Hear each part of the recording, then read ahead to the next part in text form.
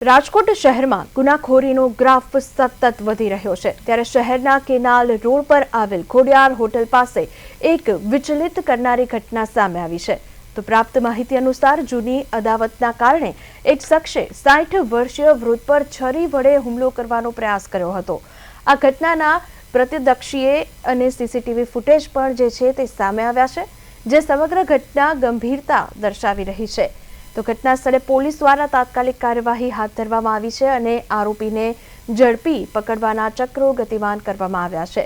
આ બનાવને કારણે સ્થાનિક રહીશોમાં ભયનો માહોલ સર્જાયો છે અને કાયદો વ્યવસ્થાની સ્થિતિ પર પ્રશ્નાર્થ સર્જાયો છે। વૃદ્ધ પર થયેલા આ હુમલાના પ્રયાસ બાદ તેમને તાત્કાલિક સારવાર અર્થે ખસેડવામાં આવ્યા છે। પોલીસ દ્વારા આ મામલે ઊંડાણપૂર્વક તપાસ હાથ ધરવામાં આવી છે અને આરોપીઓ સામે કડક કાયદેસરની કાર્યવાહીની માંગણી કરવામાં આવી રહી છે। આ પ્રકારની ઘટનાઓ શહેરમાં શાંતિ અને સુરક્ષા જાળવવાના પોલીસના પ્રયાસો પર સવાલો ઊભા કરે છે।